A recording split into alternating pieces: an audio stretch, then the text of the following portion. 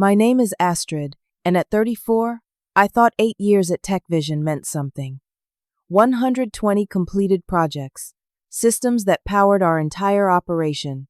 Late nights, weekends sacrificed, problems solved when everyone else had given up. I was proud, secure, respected. Then management changed. Bradley Turner arrived with his expensive suits and spreadsheets. Something shifted in the air. Still, I smiled, worked harder, believing merit would speak for itself. I was wrong. Let me know where you are watching from in the comments below. Hit that like button and subscribe to join me on this journey of workplace betrayal and unexpected triumph. I remember my first day at Techvision like it was yesterday. The intimidating glass building, the security badge that took 3 tries to scan properly, and the overwhelming feeling that I was punching above my weight class. Fresh out of college with a computer science degree but virtually no real-world experience, I had somehow convinced Janet Wilson, the founder and CEO, to take a chance on me as an intern. "We see potential in you, Astrid," Janet had said during my interview. "Technical skills can be taught, but curiosity and determination cannot." Those early days were a brutal learning curve. I would arrive at 6 in the morning to study the code base before anyone else showed up. During lunch breaks, I watched tutorial videos while eating sandwiches at my desk. When everyone left at 5 or 6, I stayed until 9 or 10, absorbing everything I could about our systems. Within 6 months, I had moved from intern to junior developer. By the end of my second year, I was leading my own projects. Janet noticed my dedication and personally mentored me through my early career challenges. The first major project I built from scratch was our customer management system. Back then, Techvision was using a patchwork of spreadsheets and third-party applications to track client information. It was inefficient and error-prone. We need something better, something that speaks our language. Janet had told the team during a Friday afternoon meeting. Any ideas? While more senior developers suggested expensive off-the-shelf solutions, I spent the entire weekend building a prototype. By Monday morning, I had a working demo that integrated perfectly with our existing workflow. The team was impressed, and Janet gave me the green light to develop it fully with a small team under my guidance. That customer management system became the backbone of our client operations. Even today, 8 years later, every single client interaction goes through that system. I refined it constantly, adding features as the company grew from 20 employees to over 200. The data analytics platform was my next major contribution. As Techvision expanded, we were drowning in data but starving for insights. Over 3 intensive months, I developed a platform that could process our operational data and transform it into actionable business intelligence. That system alone increased our operational efficiency by 22% in its first year. Perhaps most importantly, I completely overhauled our security infrastructure after a minor breach in our 4th year. Working around the clock for 2 weeks straight, I rebuilt our security protocols from the ground up, implementing military-grade encryption and authentication systems that kept our clients' sensitive data protected. That security framework has successfully repelled over 5,000 attempted breaches since implementation. In those early years, Techvision had a culture that valued expertise and innovation above all. Janet fostered an environment where technical excellence was celebrated. We had weekly innovation showcases where engineers could present new ideas. The best concepts received immediate funding and support. My relationship with Janet and the original leadership team was built on mutual respect.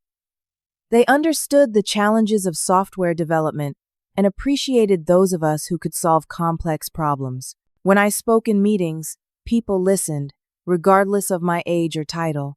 Our team was tight-knit, working together seamlessly through countless challenges.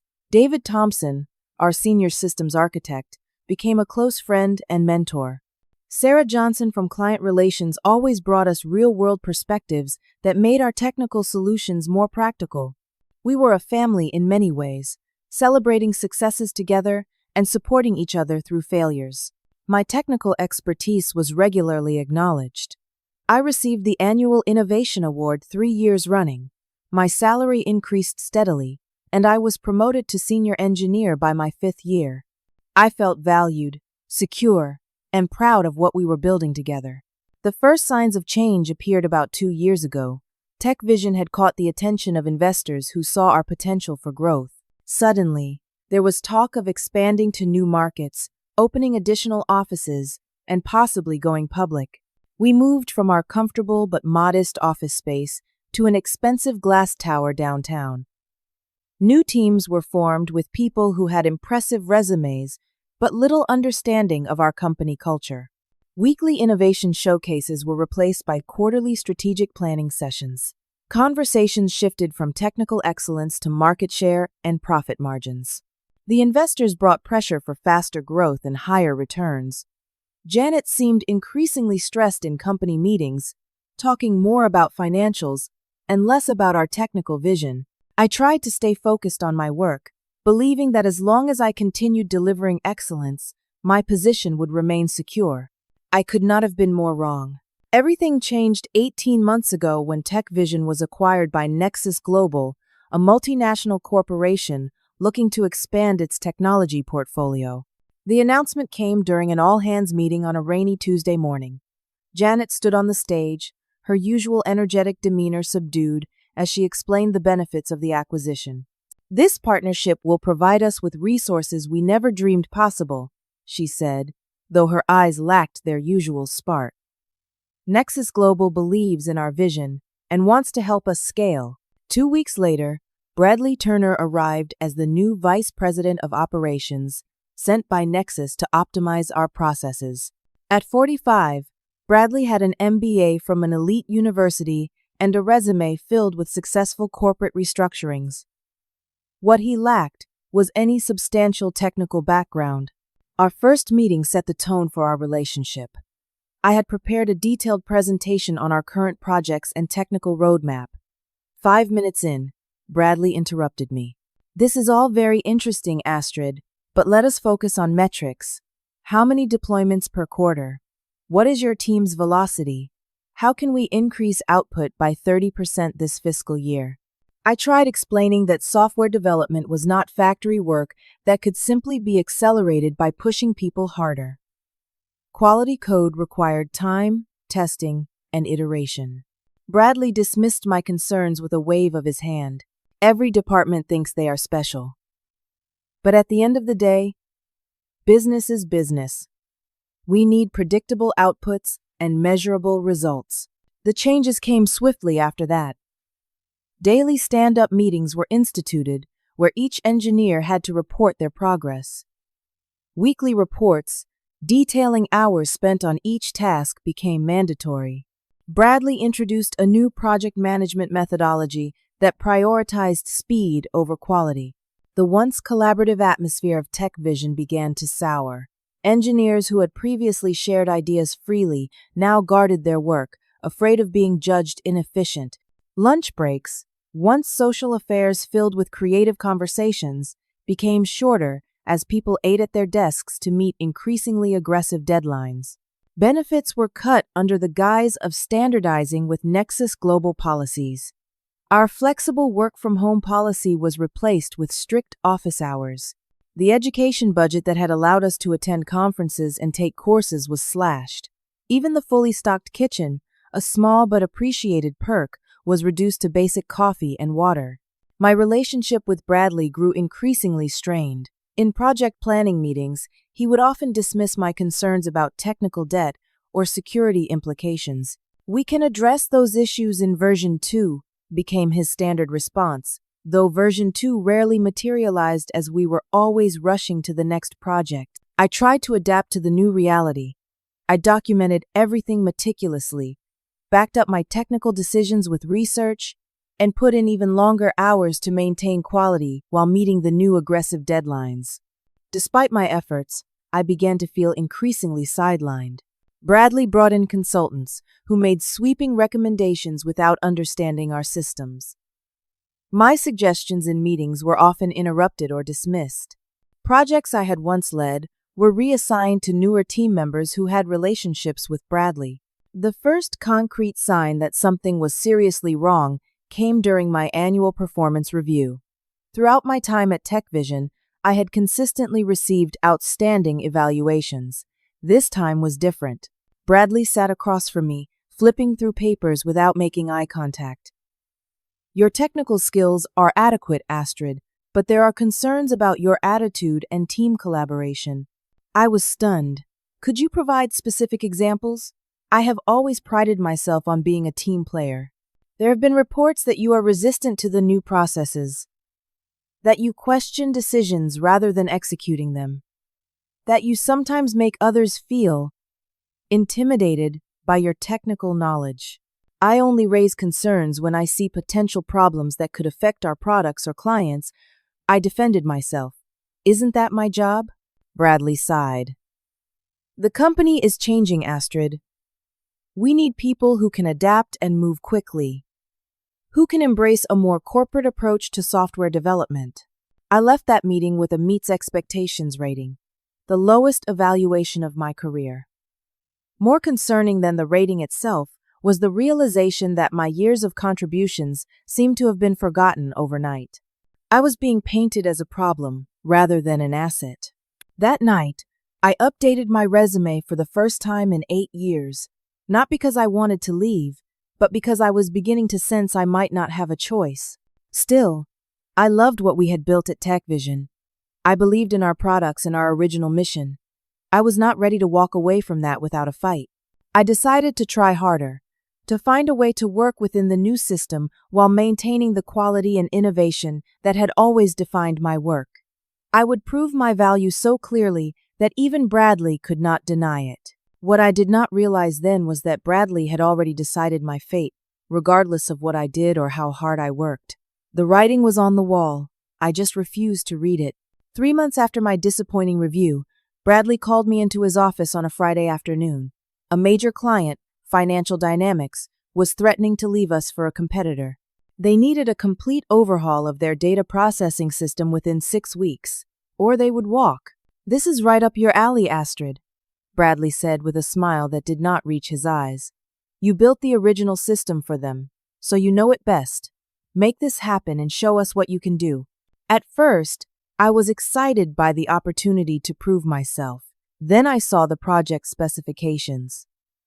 What Financial Dynamics wanted would normally take 3 months with a team of 5 engineers. Bradley was giving me 6 weeks with just myself and 2 junior developers, one of whom had only joined the company a month earlier. "This timeline is not realistic," I explained, showing him the scope document. "We would need at least 2 more senior engineers and another 4 weeks to do this properly. Financial Dynamics is worth $12 million in annual revenue to us," Bradley replied coldly. "Either find a way to make it work, or I will find someone who can." That began the most intense 6 weeks of my professional life. I worked 16-hour days, 7 days a week. I canceled a vacation I had planned with friends. I missed my sister's birthday for the first time in my life. My apartment became little more than a place to shower and catch 4 hours of sleep before returning to the office. I trained the junior developers as we worked, often recoding their sections at night after they left because there was no time for the normal mentoring process. I documented everything meticulously, knowing that proper documentation would be crucial for such a complex system. The technical challenges were immense. Financial Dynamics had grown significantly since I built their original system. Their data volume had increased tenfold. Their regulatory requirements had become more stringent. They needed real-time processing capabilities that their hardware could barely support. I found creative solutions to each problem. I optimized database queries to run 80 times faster. I implemented a clever caching system that reduced server load by 60%. I redesigned the architecture to scale dynamically based on processing needs. 3 weeks into the project, when we were actually making good progress despite the constraints, Bradley informed me that Financial Dynamics had clarified their requirements. They now wanted additional features not in the original specification. The deadline, however, would not change. "This is not how software development works," I protested. You cannot add substantial new requirements without adjusting the timeline. Financial dynamics does not care about your development processes, Bradley snapped. They care about getting what they need when they need it. Make it happen, Astrid. I pushed even harder, working through entire weekends without a break. I developed shortcuts and workarounds that would deliver the functionality without compromising the system's integrity. I called in favors from other engineers who helped unofficially during their off hours. Despite these obstacles, we were on track to deliver. The system was coming together, and preliminary tests showed it would meet all the requirements. I began to feel a glimmer of hope that this project might actually save my position at Techvision. Then came the first public humiliation. During a status meeting with the entire development department, Bradley interrupted my progress update. The financial dynamics project is moving far too slowly, he announced to everyone. Astrid, your team seems to be struggling with the basics here. Do we need to bring in additional leadership? I was blindsided. We were actually ahead of our adjusted schedule, despite the added requirements. I had sent Bradley a detailed status report just the day before showing our progress. We are on track to deliver as promised, I responded, keeping my voice steady. All major components are functioning, and we are now in the integration testing phase. That is not what I am hearing, Bradley replied vaguely, without specifying his sources. I am concerned about your grasp of the client's needs. After the meeting, I sent Bradley an email documenting our actual progress with data and metrics to support my claims. He never responded. The public undermining continued. Bradley began excluding me from client calls regarding the project, then reported back with alleged concerns they had raised. He sent company-wide emails praising other teams, while notably omitting any mention of our work on what was supposedly our most critical project. Most damaging were the emails where he subtly questioned my technical decisions, copying senior leadership. These emails often contained misunderstandings of the technology that would have been comical if they were not so harmful to my reputation. I found myself spending precious development time writing detailed explanations, defending basic technical choices. Despite these challenges, we completed the project on time. Through sheer determination and technical skill, we delivered a system that not only met financial dynamics' expanded requirements, but included additional optimizations they had not even requested. Their technical team was impressed during the handover, sending an email praising the quality of our work. I forwarded that email to Bradley, hoping for some acknowledgement. His response was brief. Meeting minimum expectations is nothing to celebrate. The next day, my friend Sarah, from Client Relations, pulled me aside in the hallway. Her expression was grave. You need to know something, she whispered, checking to ensure no one was nearby. I overheard Bradley on a call with someone from Nexus Global HR.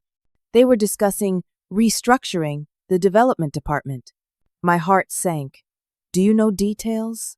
Sarah nodded.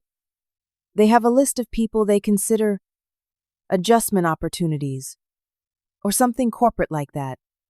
Your name was mentioned specifically as a legacy issue that needs resolution. Legacy issue? I repeated in disbelief. I built half the systems this company runs on. I know that, Astrid. Most of us who have been here a while know that. But Bradley has been systematically building a case against you.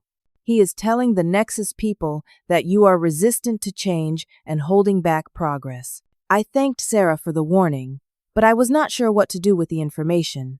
Part of me wanted to confront Bradley directly. Another part thought I should go over his head to Janet, though her influence had diminished significantly since the acquisition.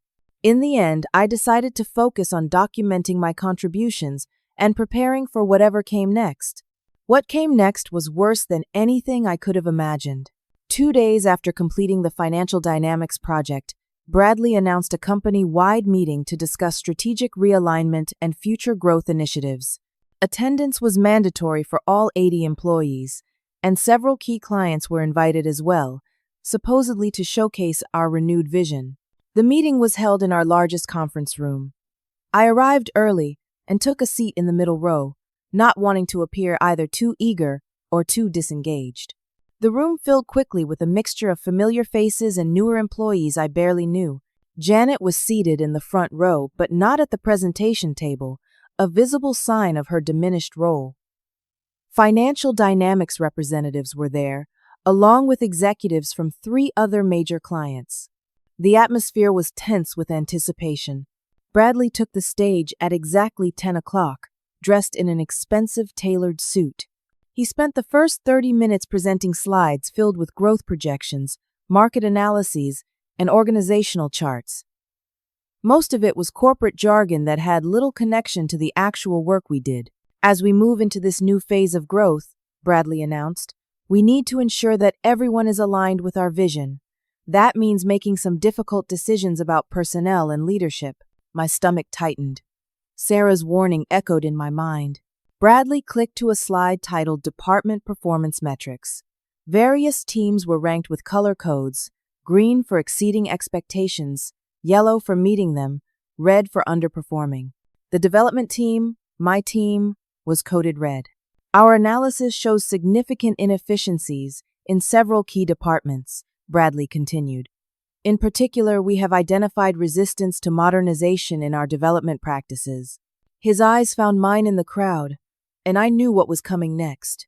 Some individuals who were successful in Techvision's startup phase have struggled to adapt to our enterprise approach. While we value historical contributions, we must focus on future potential rather than past performance. Bradley then did something I never expected. He pointed directly at me. Astrid, would you stand up, please? Confused and increasingly anxious, I rose slowly from my seat. Every eye in the room turned toward me. Astrid has been with the company for 8 years, Bradley said to the room. Yet despite repeated coaching and opportunities for improvement, her performance has consistently undermined our new initiatives. I stood frozen in shock as he continued. Your work here has been mediocre at best, he announced loudly, clearly enjoying the audience. Our analysis shows that you have never contributed anything of significant value to the company's growth objectives. The room was so silent you could hear the air conditioning humming. I saw Janet shift uncomfortably in her seat. Several of my longtime colleagues looked down, unwilling to meet my eyes. The newer employees watched with a mixture of discomfort and morbid fascination. Given your reluctance to embrace our new direction, Bradley continued, perhaps it's time you moved on. This would be best for both you and the company. Time seemed to slow down. My heart pounded in my ears. 8 years of dedication, of solved problems and built systems, of missed holidays and late nights, flashed through my mind. 120 projects completed, countless crises averted, systems that literally kept the company functioning day to day. In that moment, something crystallized within me. This was not just about my job. This was about truth, about recognition of value, about standing up against bullying and misrepresentation. I looked around the room, taking in the faces of people I had worked alongside for years. Some looked embarrassed, others seemed confused. A few of the newer employees were nodding along with Bradley, having never seen what Techvision was before he arrived. I took a deep breath. If this was to be my last day at Techvision, I would not leave in shame. I would not let Bradley's fiction become the accepted truth. I stood up slowly, looked at the room, and decided it was time for everyone to hear the real story. The silence in the room was absolute as I gathered my thoughts. My hands were trembling slightly, but my voice was steady when I finally spoke. Thank you, Bradley, for this unexpected performance review, I began, keeping my tone professional despite the fury and hurt churning inside me. Since you have chosen to evaluate my contributions publicly, I would like to respond publicly as well. Bradley's smug expression faltered slightly. He had expected tears, a quiet exit, or perhaps angry denials that would make me appear unprofessional. He had not expected composed resistance.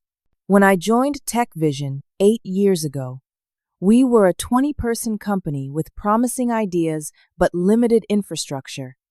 Today, we are a 200-person organization valued at over $100 million. I paused, making eye contact with several long-term colleagues. That growth was built on technical systems that I either created or significantly contributed to. I turned to face the client representatives directly. The customer management system that tracks every interaction with your companies was designed and built by me from the ground up. It has processed over 3 million client interactions without a single major outage. Several clients nodded in recognition. The data analytics platform that provides the business intelligence Bradley just presented on these slides was my project. It processes 5 terabytes of operational data daily and has increased company efficiency by 22% since implementation. I gestured toward one of the Financial Dynamics executives.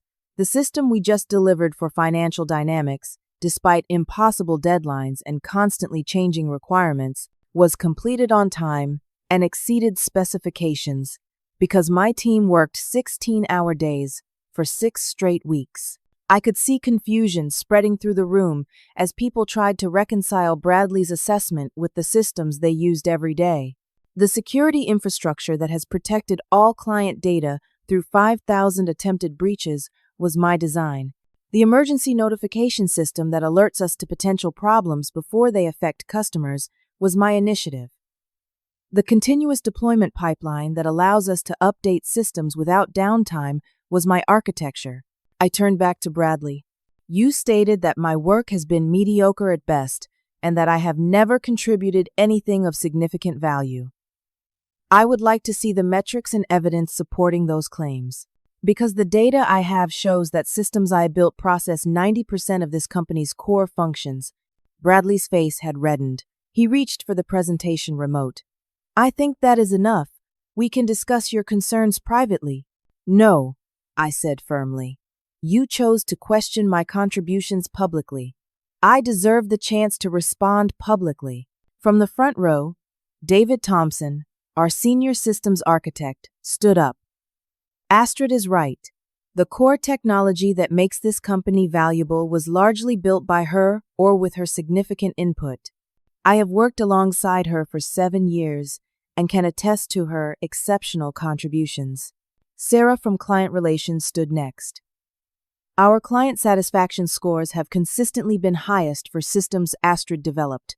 The Financial Dynamics project she just delivered saved a $12 million account that was ready to leave us. One by one, other long-term employees stood to verify specific contributions I had made.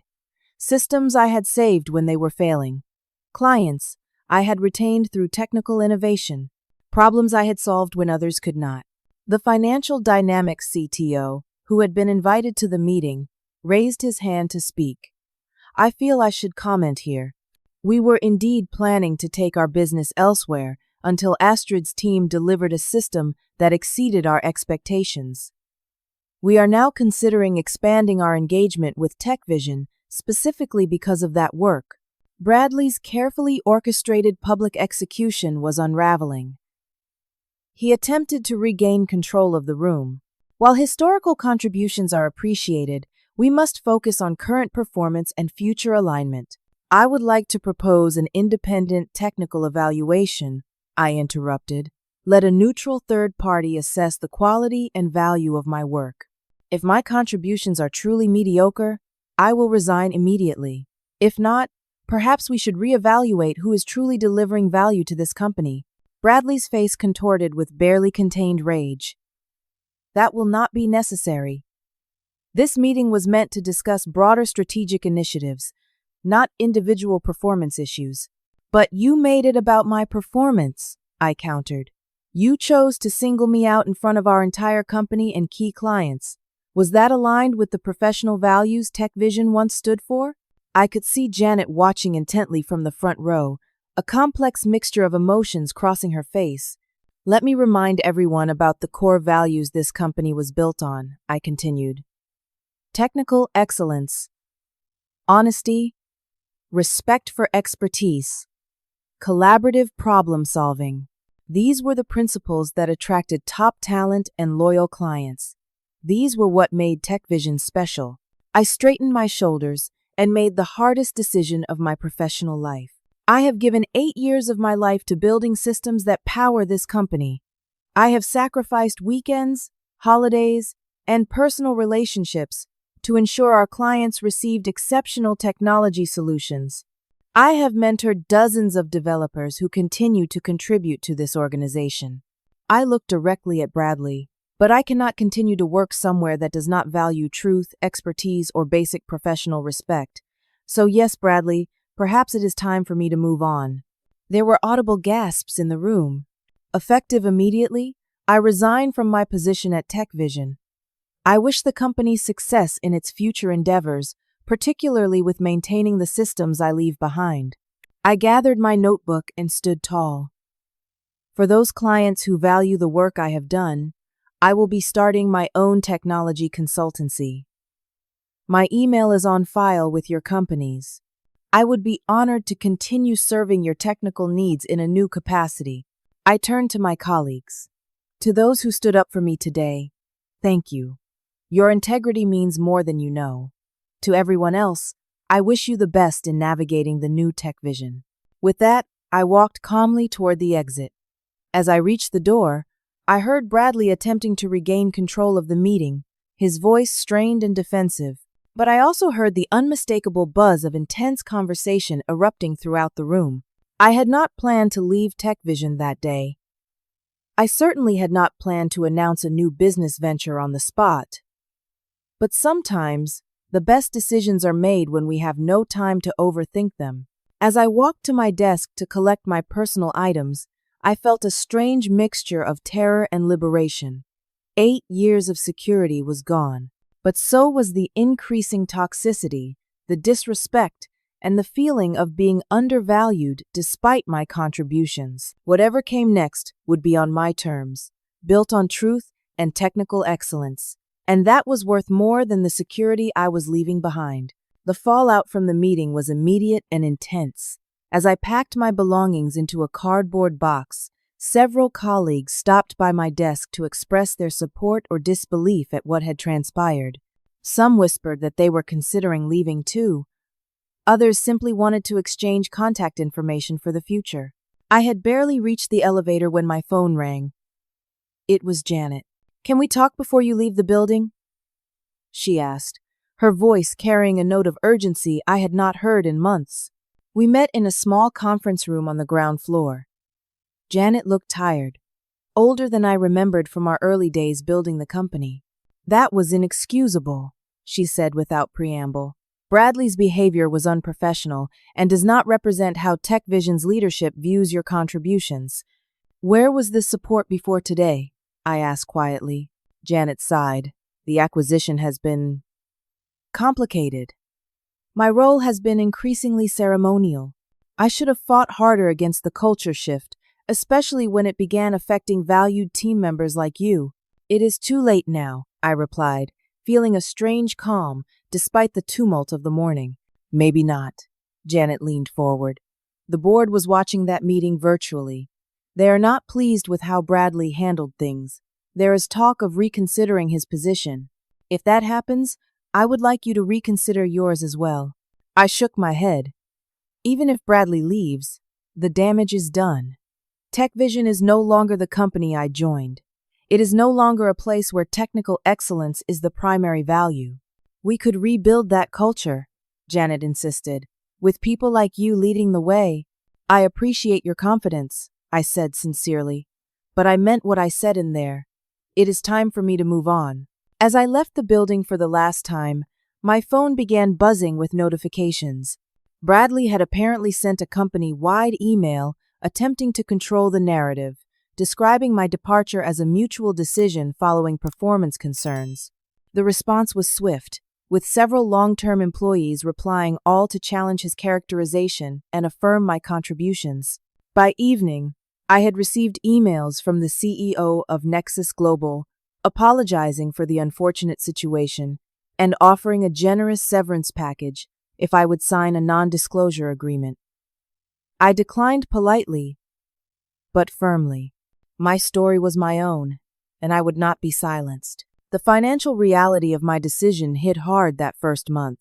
Without a steady paycheck, I had to calculate how long my savings would sustain me. I had always lived relatively frugally, which gave me approximately 6 months of runway to establish my new venture. I rented a small office in a co-working space downtown, invested in necessary equipment, and began building a website for my consultancy.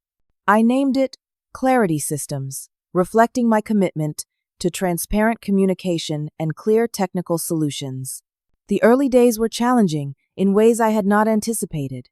At Techvision, I had focused primarily on technical challenges with infrastructure and administrative support provided by the company. Now, I was simultaneously developer, accountant, marketer, and office manager. I learned to write proposals, negotiate contracts, and manage client expectations. I created processes and documentation templates from scratch. I built relationships with freelancers who could supplement my skills when projects required broader expertise. The first client was the hardest to secure. I reached out to contacts at companies that had expressed interest after the meeting, but many were constrained by contracts with Techvision or hesitant to be the first to take a chance on my new venture. My breakthrough came from an unexpected source. A small healthcare startup needed a secure data processing system but could not afford Techvision's rates. A former colleague recommended me, mentioning that I had built similar systems at my previous company. The budget was modest, but I took the project as an opportunity to prove myself. I worked closely with their team, delivered ahead of schedule, and implemented several features they had not even requested, but that I knew would add significant value. The healthcare startup was thrilled with the results. Their CTO wrote a glowing testimonial and recommended me to other companies in their network. Suddenly, I had a pipeline of potential clients and projects to evaluate. I was meticulous about which opportunities to pursue. Rather than chasing every possible contract, I focused on projects where I could deliver exceptional value and build long-term relationships. Quality over quantity became my business model. 6 months after my departure from Techvision, I hired my first employee, a talented developer who had also left the company after witnessing how I had been treated. Together, we could take on larger projects and provide better service to our growing client base. Around this time, I received an unexpected call from Sarah, my former colleague from client relations. "You might want to know what has been happening at Techvision," she said. "It has been quite a show." According to Sarah, after my departure, several other senior engineers had resigned, taking their knowledge and expertise elsewhere. The systems I had built began experiencing issues without proper maintenance. Client complaints increased dramatically. "Bradley has been trying to blame the problems on technical debt from previous leadership," Sarah explained. "But the clients are not buying it. They remember how smoothly everything ran before." 3 months after my dramatic exit, Bradley had been quietly removed from his position. The official announcement cited strategic differences, but everyone knew the real reason. He had damaged the company's technical capabilities and client relationships in his quest to put his stamp on everything. "The Financial Dynamics contract? They did not renew," Sarah continued. "They are actually reaching out to you now, right?" She was correct.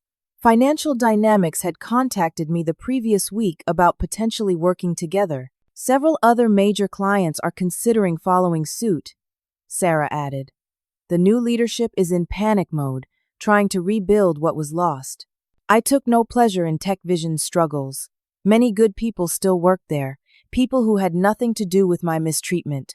But there was a certain validation in knowing that expertise and technical excellence could not simply be dismissed as legacy thinking. By the 1-year mark, Clarity Systems had grown to a team of 5. We had established a reputation for exceptional technical solutions delivered with transparency and integrity. Our client list included 2 companies that had previously been Techvision's largest accounts. I instituted policies that reflected the values I had always believed in. We maintained reasonable working hours, with overtime being the exception rather than the expectation. Every team member had a voice in technical decisions. We celebrated both successes and failures as learning opportunities. Most importantly, I created a culture where expertise was respected regardless of title or tenure. Junior developers were encouraged to challenge senior decisions if they saw potential improvements. All code was reviewed collaboratively rather than hierarchically. The growth was steady but sustainable. I turned down opportunities to expand more rapidly, preferring to maintain quality and work-life balance for my team. When we did bring on new people, cultural fit was as important as technical skill. I had seen firsthand how toxic leadership could destroy even the most successful company. 18 months after starting Clarity Systems, we moved into our own dedicated office space. It was nothing extravagant, but it was ours. The day we hung the company sign on the door was one of the proudest moments of my life. That same week, I received an email that brought the journey full circle. Techvision was struggling to maintain the customer management system I had built years earlier. Without my expertise, they had been applying patchwork fixes that were increasingly unstable. They wanted to hire Clarity Systems as consultants to oversee a complete system renovation. After careful consideration, I accepted the contract, but with clear boundaries and expectations. I assigned one of my senior developers to lead the project rather than handling it personally. The past was behind me, and while I would not turn away legitimate business, I also would not allow myself to be pulled back into the dynamics I had left behind. 2 years after walking out of that humiliating meeting, I had built something I could truly be proud of. Clarity Systems was now a recognized name in our industry niche, with a growing team and a portfolio of successful projects. We were not just surviving, we were thriving. And I had found something I never experienced at Techvision, even in the good years: true work-life balance. I took actual vacations. I spent evenings with friends rather than with code. I remembered what it felt like to be a complete person, not just a productive resource. The journey had been difficult, often terrifying. But standing on the other side, I knew without a doubt that being publicly humiliated in that conference room was the best thing that could have happened to me. It forced me to value myself when others did not, to build something that reflected my true worth. Sometimes, the worst moments in our professional lives become the catalyst for our greatest achievements. All it takes is the courage to stand up and walk away when staying would mean surrendering your dignity and truth. 2 years and 3 months after my dramatic departure from Techvision, I found myself sitting in the outdoor patio of my favorite coffee shop, enjoying a rare moment of midday peace. Clarity Systems had grown to 15 employees, with a reputation for excellence that allowed us to be selective about the projects we accepted. I was reviewing proposals for a new client when someone approached my table. "Astrid? I thought that was you." I looked up to see Janet, my former mentor and the original founder of Techvision. She looked more relaxed than the last time I had seen her, the perpetual stress lines around her eyes less pronounced. "Janet, it is good to see you," I said, genuinely pleased despite our complicated history. "Would you like to join me?" She sat down, ordered a coffee, and we spent a few moments in small talk before addressing the elephant in the room. "I am no longer with Techvision," she said finally. "I left 6 months ago." "I had not heard," I replied. "I try to stay focused on moving forward rather than looking back." Janet nodded. "A wise approach. After you left, things continued to deteriorate. Even after Bradley was removed, the culture had been fundamentally altered. The board eventually decided to sell the company to a competitor. They kept the brand name but little else. "I am sorry to hear that," I said, and meant it. Despite everything, Techvision had been my professional home for 8 years. "Do not be," Janet smiled. It was time. The company had become something neither of us would recognize anymore. But that is not why I wanted to talk to you. I have been following what you have built with Clarity Systems. You have created something remarkable. "Thank you," I said, feeling a surge of pride. "It has been challenging but incredibly rewarding." "I am starting something new," Janet continued. "A smaller venture, focused on innovation rather than scale, more aligned with the original vision of Techvision before the acquisition. I would love to explore potential collaboration with Clarity Systems." We spent the next hour discussing possibilities, not as former boss and employee, but as equals, leaders of our own companies with complementary visions and values. As we parted, Janet squeezed my hand. I want you to know that I regret not fighting harder when things began changing at Techvision, not protecting the people who built the company, especially you. We all make difficult choices, I replied. What matters is what we learn from them and what we build next. Walking back to my office, I reflected on the journey of the past 2 years. The pain of that public humiliation had long since faded, replaced by gratitude for the push I needed to discover my true potential. The initial months had been the hardest, the sleepless nights wondering if I had made a catastrophic mistake, the fear that I would fail and somehow prove Bradley right, the financial anxiety as my savings dwindled while I built my client base. But gradually, with each small success, I began to heal. With each client who valued my expertise, with each project successfully delivered, my confidence rebuilt itself on a stronger foundation than before. I found support in unexpected places, former colleagues who reached out to offer encouragement or connections, clients who took a chance on my fledgling company, even competitors who respected my work enough to recommend me for projects that were better suited to my expertise than theirs. Most importantly, I learned to value myself independently of external validation. My worth was not determined by a title, a company, or someone else's assessment of my contributions. It was evident in the solutions I created, the problems I solved, and the team I built. I established clarity systems with core values that reflected this understanding: respect for expertise, honest communication, sustainable work practices, and continuous learning. We celebrated technical excellence while recognizing that the humans behind the code were what truly mattered.